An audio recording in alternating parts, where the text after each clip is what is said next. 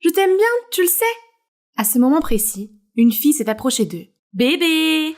Aussitôt, Nam se retourne et la prend dans ses bras. Te voilà. Puis il l'embrasse sur les lèvres, et Ronnie est restée figée sur place. Qui est-elle? Ah, j'avais oublié. C'est Chi, ma petite amie. Salut! Quoi? Tu mens? Si tu as une petite amie, je dois le savoir! Je veux juste séparer ma vie personnelle de ma vie professionnelle, c'est un peu cryptique. Puis Nam et sa petite amie nouvellement annoncée sont partis laissant Véronica derrière eux, le cœur brisé. Mais je t'ai aimé en premier? Mon amour depuis l'âge de 14 ans s'était donc fané avant même d'avoir commencé à fleurir? Il s'avère que je me suis fait des illusions pendant tout ce temps. Cette nuit-là, Véronica n'a pas pu fermer l'œil. Il lui était trop douloureux d'affronter la vérité. Mais elle devait se présenter à l'hôtel de Nam le lendemain. Mais elle ne s'attendait pas à ce que depuis ce jour, Chi soit partout dans l'hôtel et s'accroche littéralement à Nam. Oh bébé, assieds-toi ici. Tu as assez traîné dans mes rêves. Tes jambes doivent être fatiguées. Alors tu viens t'asseoir ici? J'ai peur d'avoir une sérieuse carence en vitamine D, parce que j'étais loin de toi, mon seul rayon de soleil pour toute la nuit. Et cela n'a fait que remplir Véronica de frustration, et aussi de suspicion. Dis, je me suis levée tôt pour te faire à manger. Chérie a besoin de la nourriture la plus organique et la plus fraîche de ce monde. Mais il est allergique aux cacahuètes. Oups, c'est vrai? Toi, Cheese, pas vrai? C'est Ti, pas de son de faim. Quel genre de petite amie es-tu si tu connais pas les allergies de ton petit ami? Quelle imprudence! Son visage serait sérieusement enflé comme si un écureuil avait mangé ça. Il doit y avoir quelque chose d'anormal entre eux. Hé, comment vous êtes-vous rencontrés? On s'est rencontrés à Dala. Oui, lors d'un voyage d'affaires, jeudi 21 septembre de l'année dernière. Il n'est pas nécessaire d'être aussi précis, n'est-ce pas? Le lendemain, l'hôtel de Nam organisait une petite fête pour les personnels. C'était amusant, mais voir le couple amoureux n'était qu'un inconvénient pour Véronica. Elle est donc partie prendre l'air, et en revenant dans le hall principal, Véronica a entendu Chi parler au téléphone avec quelqu'un. « Je sais que tu veux, bébé. Tu as raison, ce Nam n'a rien d'autre à faire que d'être riche. » Quoi? Elle s'est servie de Nam pour l'argent? Quel serpent!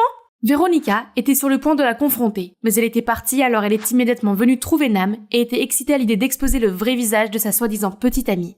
Mais au lieu de cela, il s'est mis en colère contre elle. Cesse de dire n'importe quoi. C'est une fille gentille, pas une jeune fille gâtée qui insiste pour avoir tout ce qu'elle veut. Tu insinues que je suis cette jeune fille gâtée?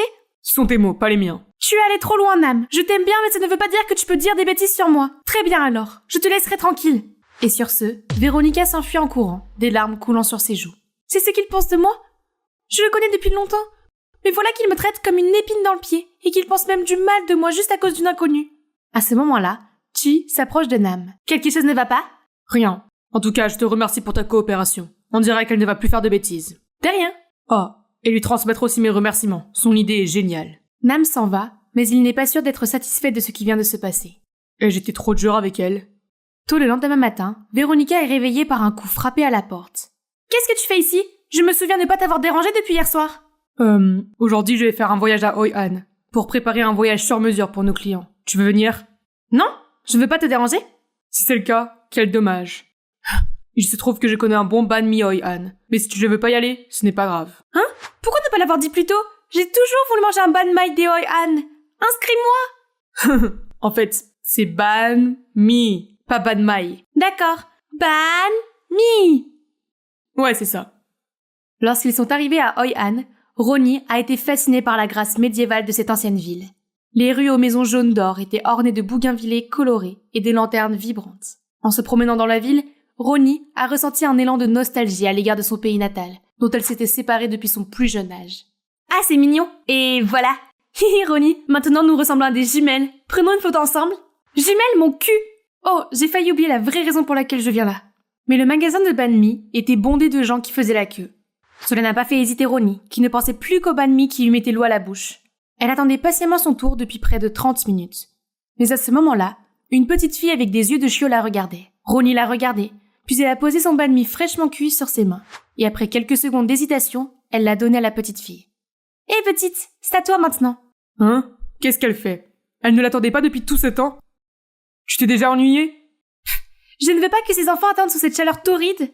Ok, va attendre sous cet arbre. Je vais t'en chercher un autre. Tu en veux? Non, j'ai assez mangé. Hihi, Nam achète du pain pour moi, c'est mignon. Sa gentillesse a fait danser son cœur comme une folle, sans savoir que Chi la regardait de loin avec des yeux de braise.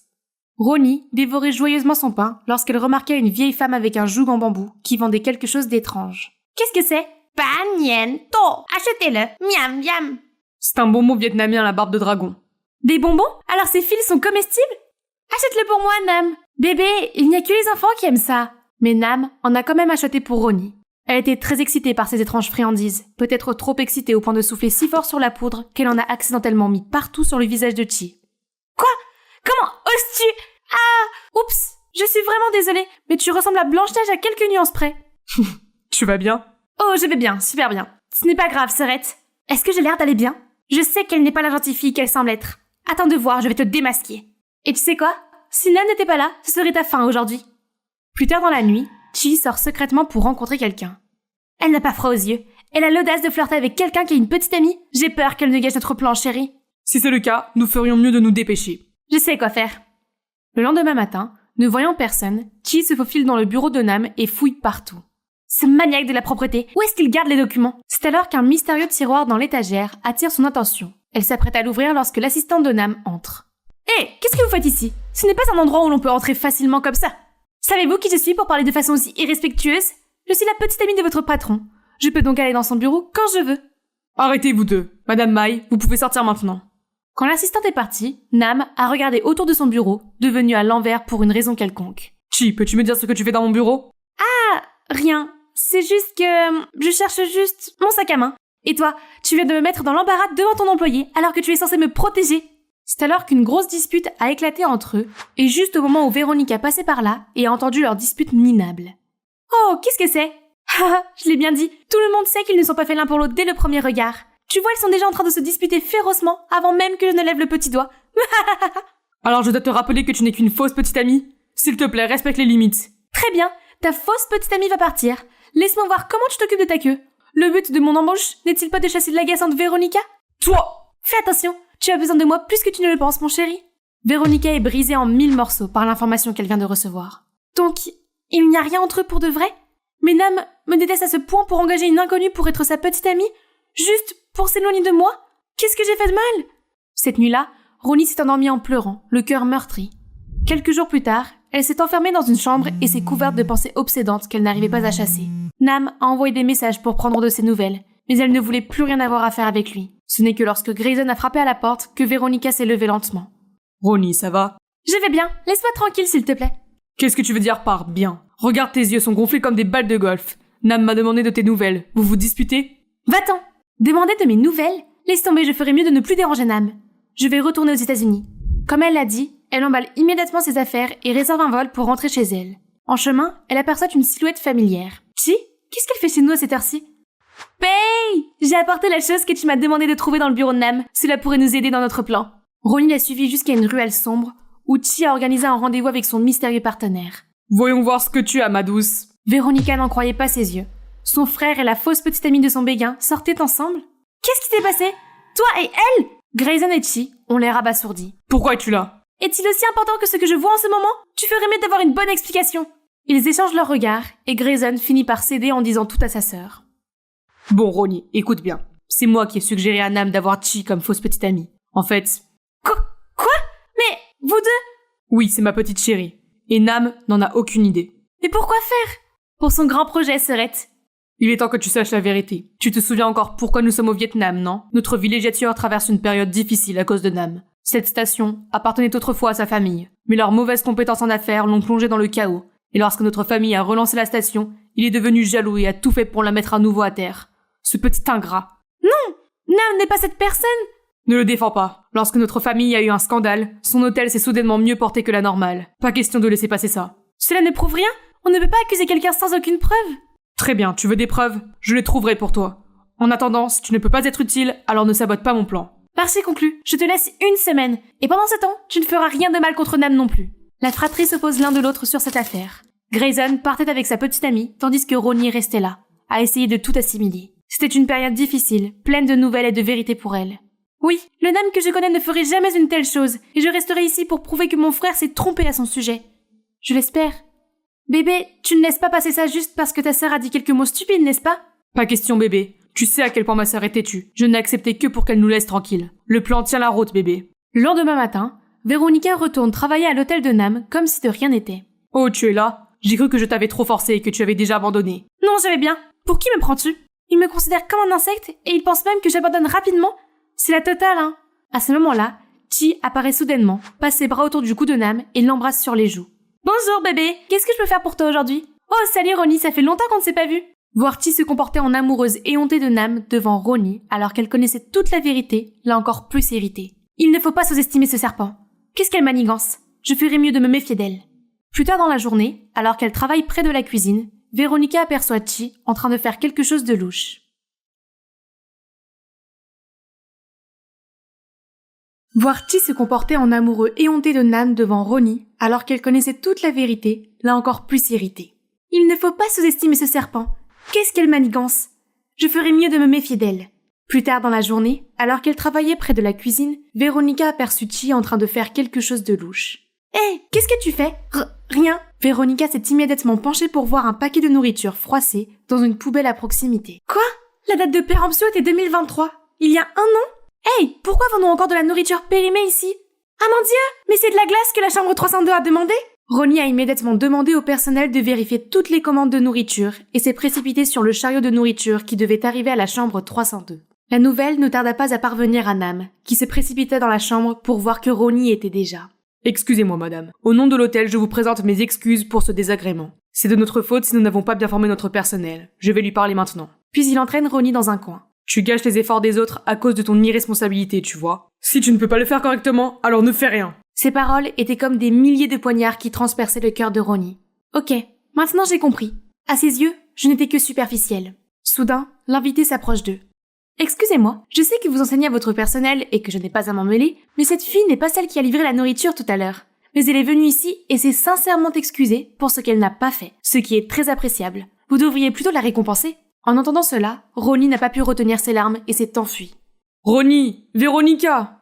Désolé, je dois y aller. Notre directeur vous parlera bientôt et l'hôtel vous offrira un dédommagement pour vos ennuis. Mon Dieu, ma colère a pris le dessus et je l'ai blessée une fois de plus. Où es-tu, Ronnie? J'ai été trop bête pour continuer à lui courir après comme une idiote, alors qu'il n'en avait rien à faire, et qu'il voulait même me mettre dehors. Ok, très bien, je partirai comme tu le souhaites. Dans la vision floue due aux larmes, Ronnie aperçoit le visage souriant de Chi, celle qui est derrière tout ça. S'il n'y avait pas eu mon frère et mes deux familles, je t'aurais déjà démasqué, espèce de serpent. Ce soir-là, Ronnie ne voulait pas affronter Nam à l'hôtel. Alors elle a couru jusqu'à la rivière Oi pour prendre l'air, et devant ses yeux se trouvait Hoi-An, avec un charme différent. La nuit, alors que l'obscurité recouvrait tout, des lanternes colorées s'allumaient, étirant les lumières étincelantes dans tous les coins de la ville ancienne. Mais la vue splendide ne la rendait pas plus heureuse. Elle traînait tristement les pieds sur le trottoir lorsqu'elle aperçut une vieille femme assise au bord d'une rivière qui vendait des lanternes flottantes, et ses mains tremblaient lorsqu'elle essayait de les allumer. « Laissez-moi vous aider, d'accord ?» Puis elle s'est assise et l'a aidé à allumer les bougies et à livrer les lanternes aux acheteurs. En voyant leur visage s'illuminer à la lumière des bougies, Ronnie sourit inconsciemment. C'est comme si tout le monde sifflait ses rêves dans les lanternes et que la rivière donnait des ailes aux souhaits pour qu'ils s'envolent haut et loin. Ronnie était plongée dans ses pensées lorsqu'elle se brûla accidentellement. Tu vas bien? Quoi? Ronnie, écoute, je suis venue m'excuser pour le malentendu de cet après-midi. J'aurais dû t'écouter d'abord. Laisse-moi t'aider, ne fronce pas les sourcils comme ça, sinon tu seras bientôt une vieille femme toute ridée. Salut la terre, à Véronica.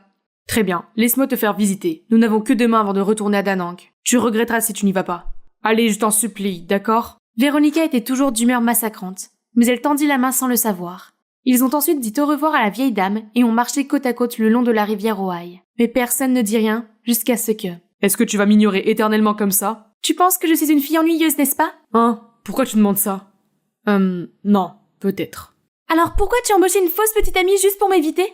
Quoi? Elle le savait? Mais comment? Je suis désolée. C'était la raison au début, mais il s'avère que je me suis trompée sur toi. Tu as un bon cœur et tu ne mérites pas ce genre de choses. Peut-être qu'il est trop tard, mais je suis encore une fois désolée. J'aurais dû y réfléchir avant. Qu'est-ce qui te fait penser ça de moi? C'est comme si, il y a quelques années, tu avais soudainement claqué une porte devant moi sans un mot, et que maintenant tu étais devenu indifférent et haineux envers moi. Pourquoi, Nam?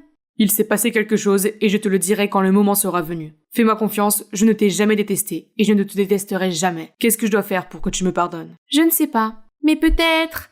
Ah, pédalo. Ou ici ils appellent Dabvit, n'est-ce pas? Oui, je vais essayer le Dabvit. Mais nous n'avons pas fini. D'accord. Le lendemain, Nam emmène Ronnie faire du pédalo comme il l'avait promis. Ok, Dap, c'est le pédalo. Vite, c'est le canard. Mais attendez, c'est clairement un signe. Pourquoi? Je ne sais pas non plus. Le vietnamien est compliqué. Haha. Ayant des billets, deux d'entre eux attendaient d'être sur le bateau, et Véronica ne pouvait pas cacher son excitation.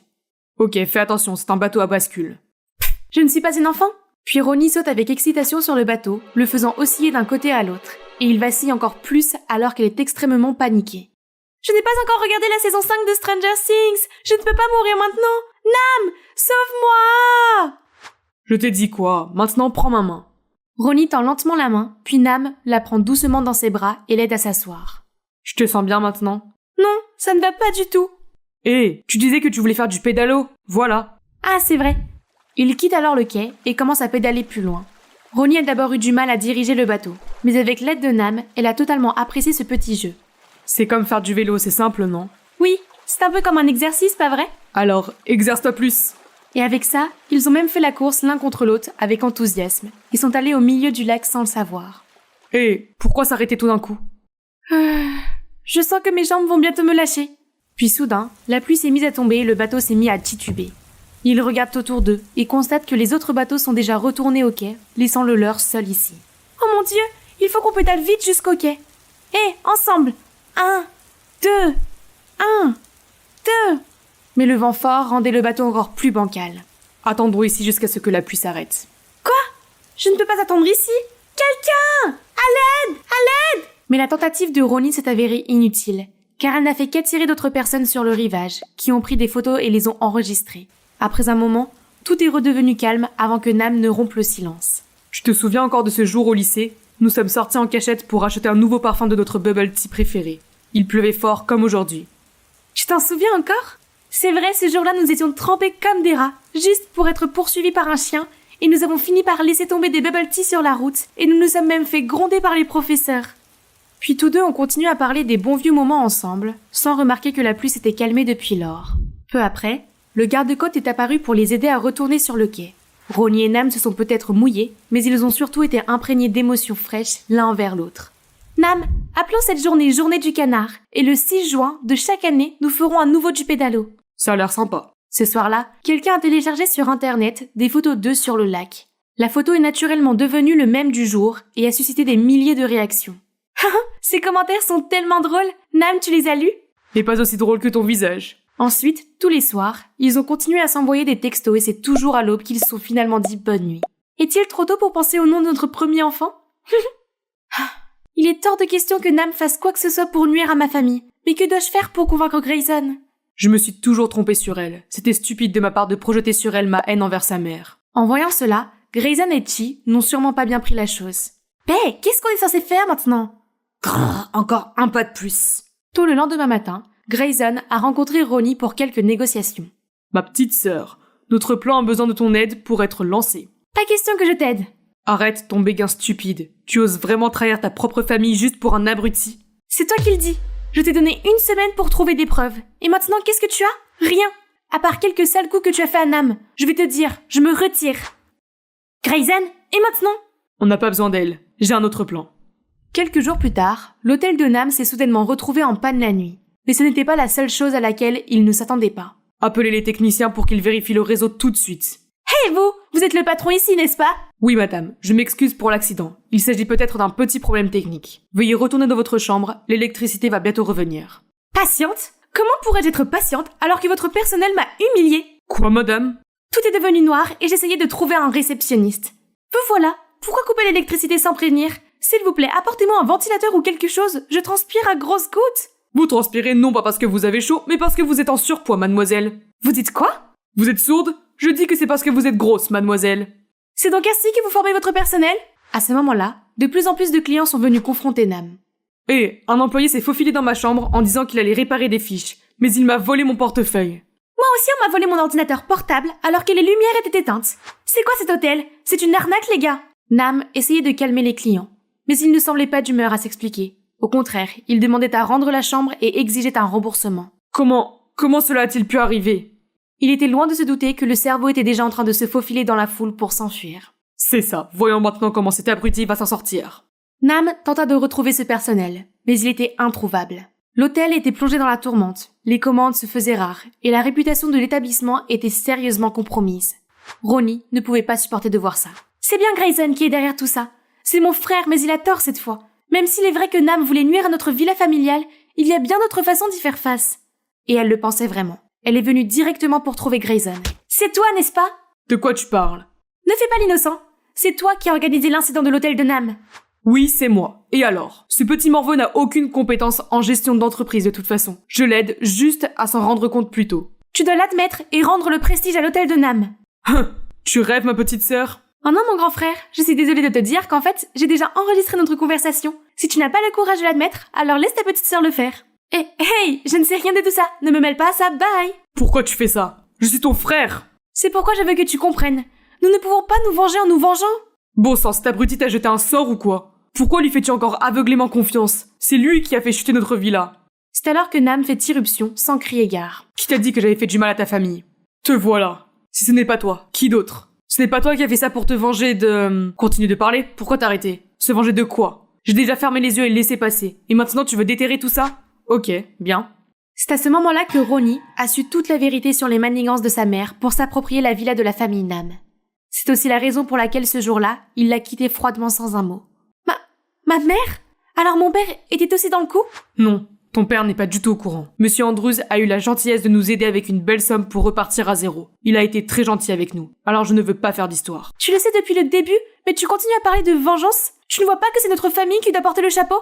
Grayson, c'est le karma que nous devons prendre. Je suis tellement déçue par toi et maman. Nam, je m'excuse auprès de toi pour tous les problèmes que ma famille t'a causés, à toi et à ta famille. Je vais m'occuper de ça dès que possible.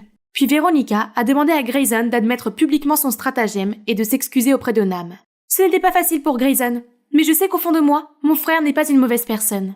Grâce à cela, l'hôtel de Nam a recommencé à fonctionner comme avant. Après cela, Ronnie et son frère sont revenus aux États-Unis et ont dit la vérité à leur père. Quoi? Tu as fait ça derrière mon dos pendant tout ce temps? Tu sais quoi? On est plus frères l'un que l'autre. Quand je n'avais rien, c'est lui qui m'a aidé à m'élever. Et maintenant, tu rends le mal pour le bien? Madame Andrew était perplexe, car c'était la première fois qu'elle voyait son mari aussi fou. Elle reconnaît ses torts et quelques jours plus tard, leur propose de revenir au Vietnam pour s'excuser auprès de la famille de Nam, qui ne peut bien sûr pas croire ce qu'on lui dit. Ils ont gardé le silence pendant un moment, puis... Pour être honnête, cette nouvelle est totalement étrange pour moi. Mais c'est du passé maintenant. Finissons-en une fois pour toutes. Et après tout cela, la fratrie s'est finalement retrouvée du même côté dans l'affaire. J'allais te le dire avant, mais ce n'est qu'aujourd'hui que j'en ai le courage. Mais merci Ronnie. Tu ne le croiras peut-être pas. Sans toi et l'enregistrement, je n'aurais peut-être pas été capable de me réveiller du cauchemar de la vengeance et d'admettre mes torts. J'ai été stupide de laisser la haine et la jalousie obscurcir mes jugements et d'agir bêtement. Mais grâce au grand cœur de Nam et à ta droiture, j'apprends maintenant mes propres leçons. Et puis, il pourrait être un bon beau-frère, Frangine. Comment cela a-t-il pu arriver, alors que nos familles et moi seule avons causé trop de problèmes à sa famille et à lui?